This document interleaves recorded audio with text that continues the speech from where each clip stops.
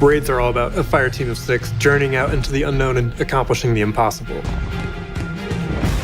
Those 6 are forever enshrined into the history of the game. It's aspirational content. It's supposed to be something that's difficult. It's supposed to be something that makes you sweat and think a little bit more than everything else in the game. I feel that everyone can do if they put forth the effort.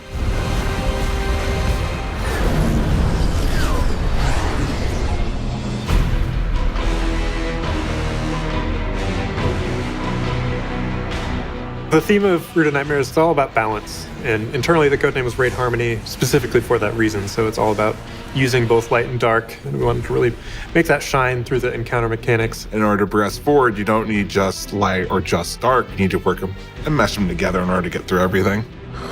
You've arrived. Good. The environment of the raid is really exciting. It's like something we've never seen before. It's a pyramid environment with a lot of beauty in it. This raid was all about terraforming. With this one, we wanted to do something a little bit different and have you revisit the same space but evolve it over time with that terraforming theme. What you're trying to do is journey through this ever-shifting realm of the Witness's Pyramid after it's been terraformed by the blast of the Traveler.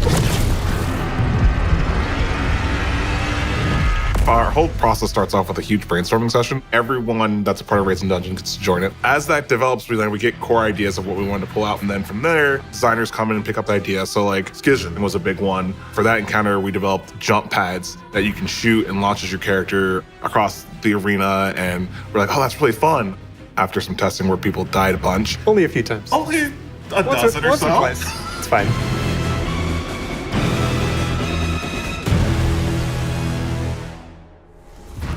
The final shape awaits. Your fear brings you pain. We know pain.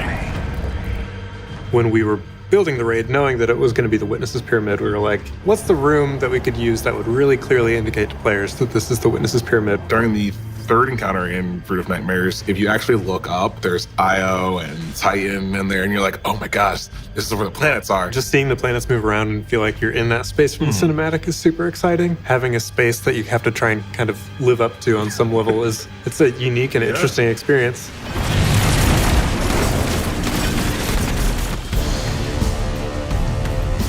We want to pay off big story threads. Like that's one of the things that is really critical for us on Raids and Dungeons is having a boss that you're excited about wanting to kill them because you know who they are, you know what they've been doing. Nezarec, he whispers to people in your brain. It's not a thing that you like other people to be in. On Neomuna, there's the CloudNet. All the citizens who are in there, they're sort of getting their brains infected by his whispers. Free me.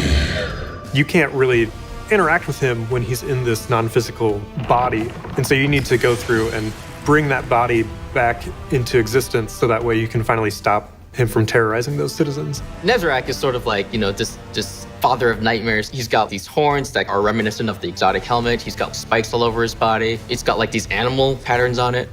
I want to experience this world with my new perspective. He's broken up into a bunch of pieces and he's dead, but he gets revived using the Traveler's Light. So he becomes half nightmare, pyramid sort of creature, half light. When you see something in front of you in the game and then it looks angry and it has a beast, kind of like animal sense to it, and it moves, you want to get out of the way. The Raid Exotic is a shotgun. It's this double barrel shotgun that's like flaming on one side and there's ice coming out on the other. And I was like, whoa. And I had people and friends in tests that like aren't even involved in raids. I'm like, yo, you gotta check this out. It feels so unreal in the best way, blending both light and darkness. It will fire first its stasis shot, and then it will fire its solar shot. Very opposite ends of the spectrum, both dark and cold. Right, the other being light and hot. Something about wielding that just in a quick 1-2 kind of sets my brain alight, and also plays very nicely with the themes of the raid. I cannot wait to use it. You can assume it drops. I just have to get it first.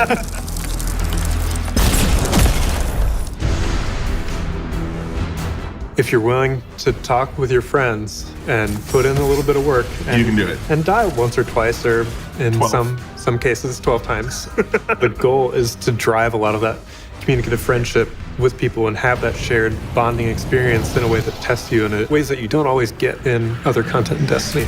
We really want to test the bounds of what you're capable of. I think just hearing the word raid scares a lot of our players. And I always tell people, I'm like, we're doing something that's fun, that's a little bit more difficult than you're used to, but still a ton of fun.